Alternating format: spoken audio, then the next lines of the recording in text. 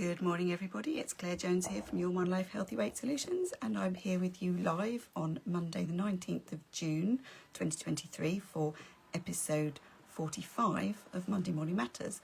And today's episode is all about what is an appropriate portion size. Now, for those of you who are new to the group, very warm welcome to you. Do make sure that you check out the featured and about sections of the group, which will tell you a little bit more about what it's all about and how I can help you, and also how you can get the best out of this group.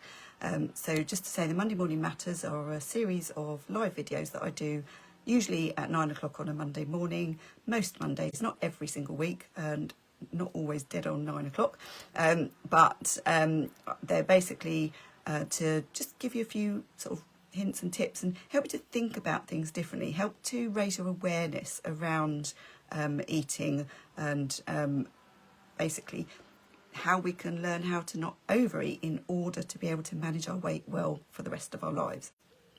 Because the world that we find ourselves living in, we're really not designed for it. Food is everywhere and we are constantly bombarded with it. So if we don't want to be overweight, we've got to learn how to manage ourselves within this world that we find ourselves in.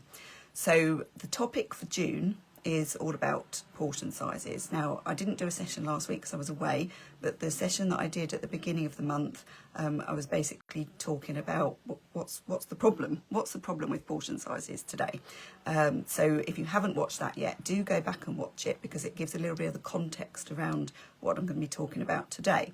So if you are watching live, absolutely love it if you would say hello in the comments. I was like, no, I'm not talking to myself. If you are watching on catch up, do say hello as well. It's always nice to know who's been watching my videos. And if you have any questions about anything, or if you have anything that you would like me to cover in future sessions, please do tell me, because these sessions are for you. They're for you, for me to be able to answer the things that you need answering, really. And so yeah, I would love to know what you want to know. The reasons that I choose the topics that I do is because they tend to be things that are coming up for people that people are struggling with. So it might be my clients, it might be my accountability club members, or it might be the things that people have raised in this group. So I'm going to crack on because we've only got a few minutes. So what is an appropriate portion size?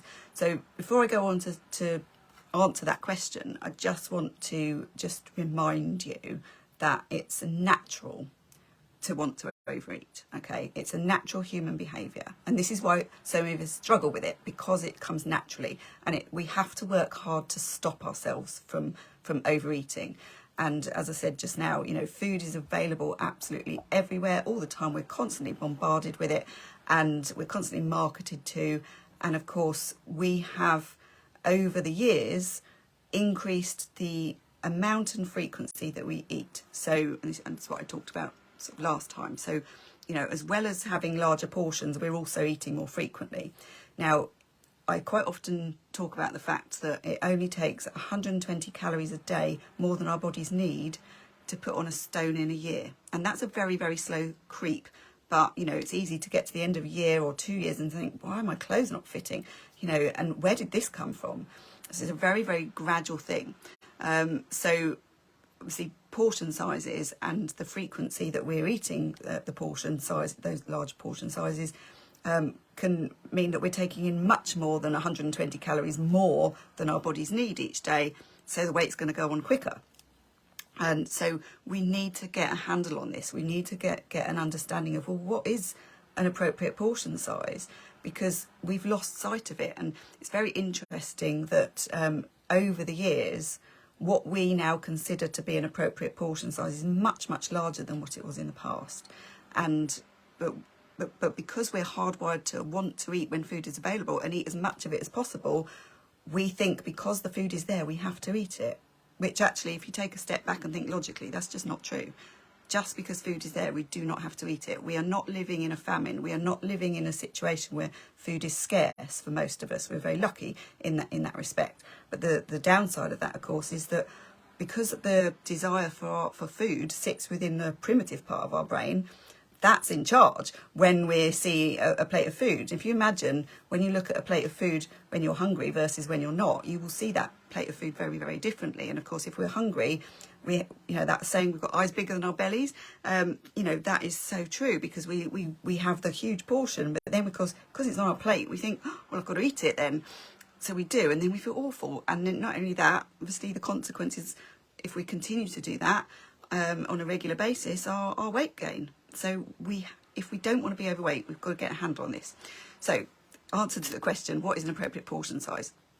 There are a number of ways that you can think about this, but the ones that I like is if you imagine a plate, and obviously when we're thinking about portion sizes, that there is 1,000,001 different foods that we can choose, and if we're trying to manage our weight, I always try to choose foods that you can easily recognise, because then you can decide, well, is this an appropriate portion for me?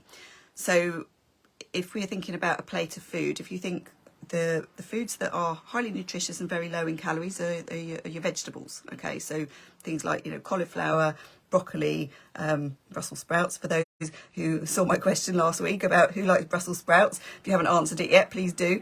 And lettuce and cucumber and salad, all the different salad vegetables. Obviously we have to be mindful of sauces and keep them to a minimum, but if you imagine, you can fill up half your plate of those sorts of foods, because they will fill you up but without giving you all the calories. And then you have a quarter of your plate for your protein source. So for those of you who are meat eaters, so that would be obviously your chicken, salmon, eggs, steak, mince, all of those sorts of things. And then obviously for vegetarians, all of the different things that you would choose. So the tofu and the beet, corn, and peas and beans and grains, all of those things that sorry, not grains, but all the things that are high in protein. And then the last quarter of your plate can be the carbohydrate source. So that's the starchy carbs. So that's things like potatoes. Obviously potatoes are a vegetable, but they are a starchy vegetable, which means they contain a lot more calories. So that's a good way of thinking about it. So pasta, for example, pasta gets demonized. Pasta is okay as long as we don't eat too much of it. It's because it's very large. If you imagine when you cook some dried pasta, and the volume increases drastically, and of course it's very easy to overeat pasta. So just think about a quarter of your plate, but make sure your plate isn't too big. If you've got a really big plate, you're going to have bigger portions. So there's a few little tips and tricks. So thinking about using a small plate rather than a big plate when you are serving your food, and also using, like, I will always, those of you who've ever been out for a meal with me will know, when it comes to dessert, I will always ask for a teaspoon, and I do that at home as well. And it's because it helps it to last longer, it helps to slow me down, and it stops me from overeating. And I would always recommend that for dessert. Always have a teaspoon. And obviously another thing to be mindful of, and I talk about this quite a lot in my book. If you haven't got my book yet, How to Eat Less, in fact I'll just give it a little plug here because it's sitting behind me. How to Eat Less, lots of tips and tricks in here in terms of how to manage your portions, and little things that you can do to help with that. And one is obviously eating slowly, because the slower you eat, the more likely you are to recognise when you're starting to feel full. You don't have to finish everything on your plate. So half a plate with your vegetables, quarter plate protein, quarter plate carbs, and that as long as your plate is not gigantic, that will do all right. Another way to kind of get a bit of a sense around this is using your hands as a serving guide. So for example, your protein source about the size of your fist, and because our fists or our hands rather are generally proportionate to the rest of us, that will be an appropriate portion size for you. So whatever the size of your hand, so jacket potato, if you're talking about vegetables, if you're talking about carbohydrates, again, the size of your fist or a cupped palm is a really useful guide. Don't worry about your low-calorie, non-starchy vegetables and fruit. You can go to town on those. The only thing I would say about fruit is that there are certain fruits that are higher in calories to just watch out for, and that's things like mango. Okay, so strawberries, great. Apples, great. But bananas and mangoes, we do need to be mindful of the quantity because they are higher in calories. but they're still extremely good for us. So, you know, it's where they sit in the overall equation. So that's the so with the you know, the non-starchy vegetables and fruit, just go to town on those. Have as much as you like. If you like that feeling of fullness, then having those is great, because not only do they help to satisfy you, they're great for our gut health. They've so many vitamins and minerals that our bodies need for vital functions, and yeah, they provide some of the water that we need every day, and help to keep us fuller for longer as well. So lots of good reasons to eat plenty of those.